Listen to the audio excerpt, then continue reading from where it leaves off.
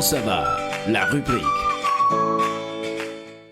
dawal ab ambulance dafa laaj ab tàggat ndax ki koy dawal ci boppam dafa war a xam woto bi li ko wër ak li nekk ci biir ndax ab ambulance bokkul ak woto boo xamante ne day daw nii rek ci kaw tali bi ab malade la yépp te kookee dafa soxla faj mu wóor te gaaw ci biir woto bi docteur Abdallah Wade di médecin urgentiste anesthésiste réanimateur di médecin chef régulation ca SAMU national. ambulance ku koy dawal une fois que nga xam ne yow ci benn équipe nga bokk muy benn ki ngay transporter malade la te malade nag dafa am ay conditions yoo xam ne si lañ ko war a transporter maanaam vitesse bi nga xam ne moom nga war a dawalee oto bi parce que am na malade yoo xam ne soxlul vitesse am na malade yoo xam ne il faut nga yemale yenn vitesse yi lu passé loolu aussi ni ñuy aider malade bi parce que comme équipe la moom am na ci wàccam infirmier bi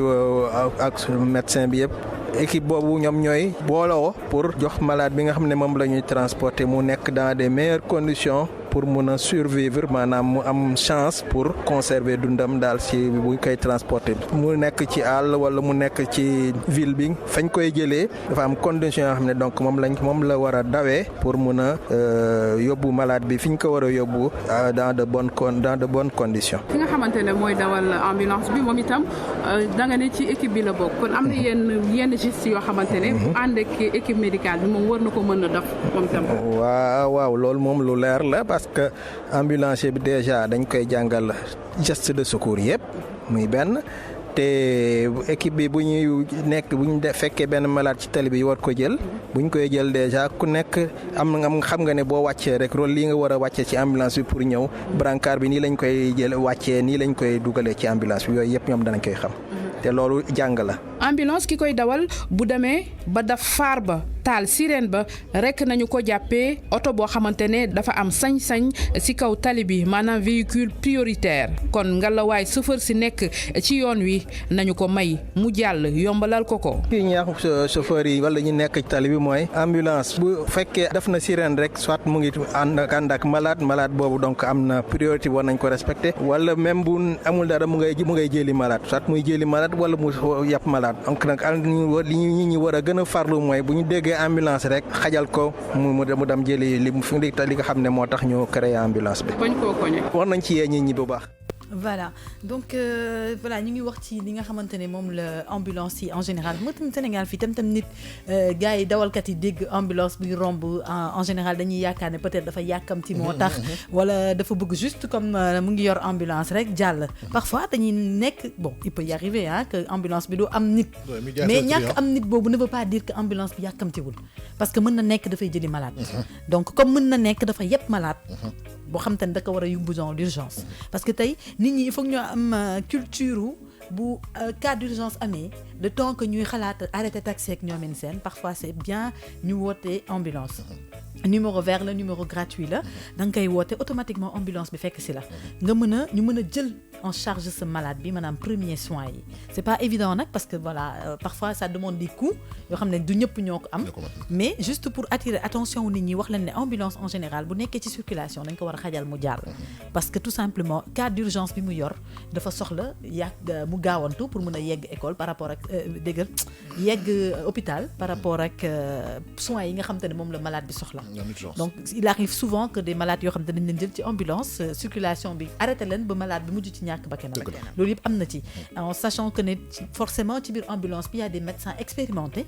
infirmier dina ci nekk médecin dina ci nekk maanaam toute une équipe ñooy nekk ci biir ambulance bi pour mën a jàppale malade boobu noonu pour que au moins mu mën a tenir ba yegg hôpital pour ñu mën ko jox soins généraux yi nga xamante ne ñoom ñoo baax si moom donc ça veut dire que kon derrière ambulance bi nii am na fi utilité bu mag a te nit ñi waruñu ko négliger dafa mel ni tey sapeur pompier bu nekk ci yoon bi rek tamit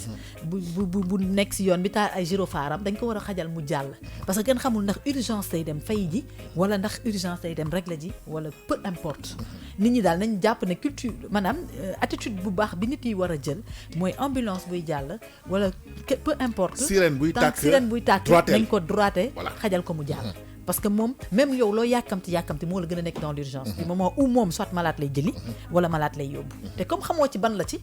xajal ko mu jàll rek donc mooy attitude bi de li ñu appuyer tamit mooy par rapport ak chauffeurs yi nga xamante ne ñooy dawal ambulance yi en général c'est des chauffeurs qui sont formés comprendre nga yoo xam ne dañu am ay aptitude yu baax pour mën a dawal ambulance parce que chauffeur buy dawal ambulance dafa war a xam comme ni ko docteur bi waxee sànq vitesse bu mu war a dawee moment bu mu war a parce que tey bu fekkee da nga am malade boo xamante ne par exemple dañ ko maintien dafa nekk ci benn position boo xamante ne secousse baaxul ci moom comprendre nga voilà secousse mun na ko indil ay complications wala quoi que ce soit xam nga kon voilà kon xam nga kon chauffeur boobu warut a dawal bu baax parce que bu demee ak vitesse freiné yooyu muy freiné wala doodaan bi muy yéeg par rapport ak vitesse bi mën na gàllankoor malade bi nekk ci biir hôpital bi tu vois ci biir ambulance bi dafa mel ni tey bu fekkee ne dafa am cas d'urgence boo xamante ni impérativement dafa war a dem kooku dafa war a gaawantu nag ne veut pas dire sànq ñi nekk ci biir oto bi mooy maanaam dafa am rythme boo xam ne moom nga war a dawee pour dem donc je pense qu'il y a des gens qui sont habilités à ça ñu former leen par rapport ak loolu former leen tamit dans le cadre médical pour que au cas où voilà lenn mën na am ci diggante bi ñoom ñu mën a def peut-être les premiers soins wala mën a maintenir malade bi de telle sorte que le temps que beneen équipe générale bi di ñëw pour mën a def li war. D'habitude si ambulance yi ñaata nit ñoo si nekk. ambulance en général du bëri nit médecin bi la infirmier bi benn parent malade bi noonu lay demee ak chauffeur bi donc maximum 5 personnes lay nekk maximum 6 personnes et rarement sax lay am 6 personnes habituellement c'est le médecin infirmier bi wala ñu nekk ñaar comprendre nga ñaari infirmier médecin général bi ak benn parent bi ak chauffeur bi donc boo seetloo sax ci ginnaaw d'habitude parent du fa dugg ci kanam la peut-être parent bi di accompagner di toog donc ci ginnaaw le médecin yi di nekk parce que ñoom dañuy soxla espace boobu noonu pour mën a maintenir malade bi mën ko jox les premiers soins voilà faire les premiers soins en attendant que ñu yegg hôpital voilà donc bu ñu yeggee hôpital après ci la beneen équipe bi di génn soutenir leen pour ñu mën a yóbbu malade bi voilà donc juste pour appuyer l'importance d'une ambulance. Oui man li ma si bëgg wax rek c'est toujours man ci beneen angle laa koy gis rek mooy gën a attirer attention population bi en fait donc fa laa bëgg wax parce que c'est vrai que dañuy gis normalement ci bu fekkee ne dañ ko teg ci yoon ci yenn routes yi day am benn bande bu nekk tout à fait à droite boo xam ne dañ ko réserver voilà dañ ko réserver exclusivement pour soit ambulance wala kii mais dañuy gis ne nit ñi dañ fay jaar donc mu mel ni incivisme bi nga xam ne dañ koy faral di ko wax donc dafa ko indiscipline bi nga xam ne dañ koy wax ci askan wi ñàkk xam code de la route non man dama jàpp ne loo ñàkk xam code de la route xel code de la route la waaw loolu tam ci la c'est-à-dire xam nga ko indiscipliné moom da ngay répéter côté boobu laa bu waxee c'est-à-dire loo ñàkk xel parce que am na leen loo xam ne du question ay xel question doomu aadama bi la question nit la dégg nga kuy gyrophare buy tàkk yow sa yoon bu mu nekk ndax am na wala amul dafa yàkkamti sa yoon newu ci yow li ngay def daal mooy wàccal tali bi muy benn loolu moom mooy ski mais ñun sénégalais dañ nekk ñi ñoo xam ne vraiment dañu xaw a doy waar daal dañu xaw a doy waar ci côté bon loo fi wax nag ñu am nuñ ko gisee waa ji dafa lii waa ji dafa mais en réalité lu fi nekk la quoi. lu amal njëriñ la de. voilà lu amal njëriñ la donc nañu bàyyi xel ci loolu discipliné bàyyi am civisme bàyyi égoïsme donc ñu xam ne gyrophare saa yu tàkkee rek am na lu ko tax a jóg. donc loolu aussi nañ si bàyyi xel bu baax sinon man leneen li ma bëggoon laaj Maïté rek damay gis souvent. bu amee benn malade wala moom accidenté auto pompier dafay ñëw di leen jël si donc ci pompier yooyu di leen jël si est-ce que dafay am médecin wala pompier bi day ñëw rek moom jël rek yóbbu urgence non auto pompier boobu di ñëw noonu xam nga tam comme corps métier boo gis rek ni mu amee partie secouriste personne normale noonu la maanaam accident noonu la amee secouriste médical donc il y a toujours un médecin un cadreur boo xam te ne koo xam te ne moom il est formé pour ça pour mën a prendre en charge voilà donc parce que tout simplement la plupart des gens bu amee genre cas yi automatiquement ambulance la ñuy kii la ñuy woo pompier mais ni ñuy woowee pompier soit des fois nga dem ci benn lieu d'accident gis fa ñaari oto pompier bi ak ambulance bi ci ginnaaw tu vois parce que dépend na ci cas wu kii bi en fait les premiers secours vont toujours se faire par les pompiers mais da ngay gis juste quelques minutes après pompier mën nañ jël malade bi cadré ko en attendant que ambulance bi di ñëw bu ambulance bi ñëwee moom mooy jël malade yooyu nga xamante ne dañu soxla dem en urgence pour yóbbu leen donc ñaari aspect yu bokkul la ñaari secours yu bokkul la waaw en fait voilà donc moo tax tout le temps dañuy naan parfois nga jékki-jékki gis ci digg tali ku jékki-jékki xëma nit ñi dañuy am réflexe automatiquement di woote ambulance wala di woote sapeur pompier donc c'est bien que nit ñi tamit am numéro yooyu noonu parce que c'est important tey ce sont des numéros gratuits donc automatisme la war a nekk ci ñun automatisme. Bien vrai que nag bon après c'est des coûts aussi, il faut qu'on le dise, c'est des coûts parce que tey boo déplacer ambulance da nga koy fay. boo déplacer ben oui.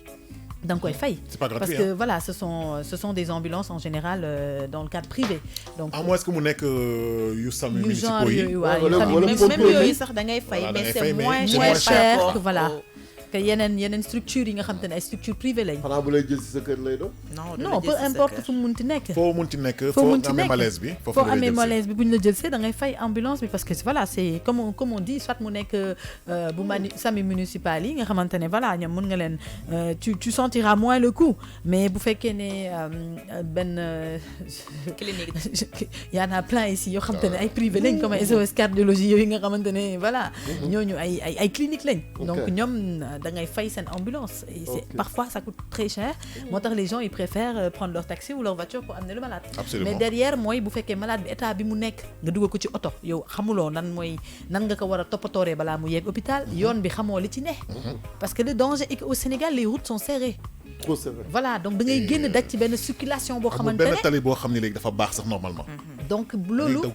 bu fekkee ne malade bi amul soin bu ko accompagner bu mën ko permettre mu maintenir ko maanaam voilà comme on dit cas d'urgence fexe ba nit ki bu mu faatu balaa moo yegg fu mu jëm loolu y a que les ambulances et les médecins qui sont dans les ambulances qui peuvent cadrer loolu noonu mais yow miy jël sa oto jël risque dugal malade boobu noonu lu ne mën na la fekk ci yoon. mais c'est vrai que nag dañ naan tamit bon ñàkk pexe la. waaw mais yenn saa yi mayte dañuy ubbi ay ambulance mais da ngay gis xoolal à la limite benn genre lal la boo xam ne en fait métal la quoi. benn matelas moo ne mais confort bi malade bi war a am du ko si am. ah et c'est pas normal ça. mais c'est ma daf ko ubbi dama ne non attends c'est pas possible c'est les 4x4 de l'armée là xam nga genre yi nga xam ne yu yàgg yi. mooy 4x4 yu yàgg yi là. mais si ginnaaw bi nañu jël rek aménager ko xam naa benn tôlier nañ ko yóbbu rek mu transformer ko rek. mais je te dis ki fay tëdd. ki ñuy transporter balaa muy yegg leneen mën na ko si non yaramam dina waaye yow yaramam dina dajeeku. ben non comme ni ñuy wax rek xam nga négligence moom. ci corps de métier yëpp la nekk. C'est-à-dire qu'il y a des corps de métier yoo xamante ne ils n'ont pas droit à la négligence mais parfois c'est des choses qui les échappent et ce n'est pas normal parce que tey quand on parle de la santé le confort y est. Absolument. La sécurité y est. Et l'assistance surtout. L'assistance y est. Ah oui. Donc tey bu fekkee da nga am assistance ba pare amuloo sécurité ci fi ngay nekk am assistance ba pare te ne amoo confort ci fi ngay nekk pour man kooku dina yéex a wér. Donc il y a tout un aspect beaucoup d'aspects yoo xamante ne dañ ko war a valoriser par rapport à la santé et que nit ñi bàyyi di négliger santé parce que c'est très délicat pour que nit nekk feebar benn infection bu banale jàpp ko ba mu mën ko rey dafa yomb parce que un malade est exposé à toutes sortes de microbes à toutes sortes de choses malade mooy ki nga xamante ne maanaam il est tellement exposé que ne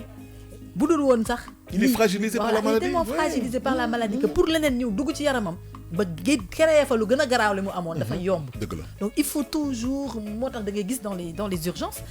tu n'entres pas sans pour autant porter le bonnet les chaussons toute une combinaison parce que tout simplement yow da ngay ànd ak microbe te doo ko xam da kay germe ak yëpp comprendre sa germe yooyu noonu pour ñu jóge ci yow dem dugg ci malade bi dafa yomb te yow sa système immunitaire de ni muy amee doole parce que tu es en bonne santé c'est pas le cas du malade bi nga xamante ne système immunitaire am instant bu dafa faible donc il y a plein d'attention à faire c'est pareil dans les ambulances. Il faut savoir choisir les bonnes ambulances, il faut savoir choisir aussi les bons soins à donner aux malades et aussi que les gens ne pensent pas que voilà c'est cher partout. Comme li may wax chaque jour ma def appel boobu noonu nit ñi pour ñu bàyyi ci xel du lépp cher du lépp ñàkk nekk à la portée des gens. Il y a des choses yoo xamante ne parfois ils sont à la portée, il faut juste s'informer. Absolument. Parce que quand tu ne t'informes pas non plus mënuloo xam bul topp rek ànd ak sa xel te bàyyi tamit di déglu ñëpp parce que am na nit yoo xamante ne dañuy wax lu leen neex rek yàlla dafa def ñoom xamuñu dara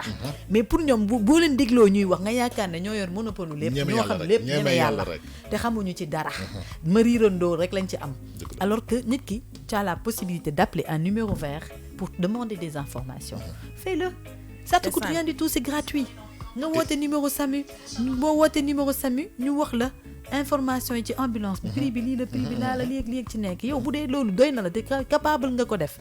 comme on dit rek il y a des parties sociales il y a des parties trucs nga informé te de plus en plus il y a des mutuelles de santé yi nga xam da ngay cotiser léegi ñoom sa Voilà. IPM ngay woo et puis voilà mu jël la en charge après ngay fay ñu ngi koy nank-nank gis ñu ngi koy gis temps yëpp j'espère que dinañ ñëw accompagner ñu par rapport ak émission bi ñuy def tamit muy benn clinique de la place boo xam te ne voilà privé public la en même temps ñoom dañu am ay système de kii bu ñuy def boo xamante ne da ngay am carte di def def ay cotisations mensuelles yoo xam ne da lay permettre yow en cas d'urgence directement ci sa recharge yooyu nga def ci sa carte bi ci sa compte bi et tout ça là moo lay permettre yenn soins yi nga mën ko fay mu nekk gratuit ci yow. Absolument. maanaam doo ko sentir du gratuit sax mais c'est-à-dire que li ngay cotiser cherul ba nga xamante ne doo ko yëg. dëgg la. et que derrière aussi bu fekkee amoo prise en charge amoo IPM amoo dara parce que c'est pas tout le monde qui a accès à ce genre de moo tamit service ci lay là am. voilà dafa am yenn structure yoo xam ne dinañ joxe loolu am ñoo am joxewuñu ko yow boo bëggee nag nga am facilité par côté santé am na genre service yu mel noonu genre hôpitaux yu mel noonu ak clinique yu mel noonu yoo xam te dañuy joxe genre situation yooyu noonu nga xam ne facilement di nga mën a def sa cotisation mensuelle bés boo amee cas d'urgence ak yooyu ñoom ñu mën la prendre en charge. fii am na sax ay mutuelle comme yi kii wax ay banques yu ndaw yoo xamante ne da ngay dem inscrire cherul 10 000 francs yaakaar naa ngay joxe sa 4 photos ak 6 sa doom yi nga am chaque fin du mois tu payes 250 francs ñooñu aussi buñ mënee ñëw fii dina baax boo demee am na hôpitaux yoo xamante ne da nga fay faju boo waree fay analyse 10 000 francs mën nga fay ay 1750 am na pharmacie yoo xam ne aussi dañ lay wàññil say waaw dëgg la loolu dafa neex xam léegi nga nag loolu moom ay facilité la. waaw léegi nag ce message bi jusqu'à la fin de chaque rubrique santé mooy carnet de santé carnet de santé dafa am importance. carnet de santé il faut que nit ñi di ko am. du pour ñàkk rek xamakuma ndax nag ñu ngi ci politique boobu wala déet waaye war nañu see nekk. ñu ngi si parce que il faut que nit ñi ñu xam lu ñuy yor seen yaram ak lu ñuy doxantoo. bu ñu demee ci docteur mën koo jox carnet bi docteur bi mën a xam li nekk ci yarama ku nekk.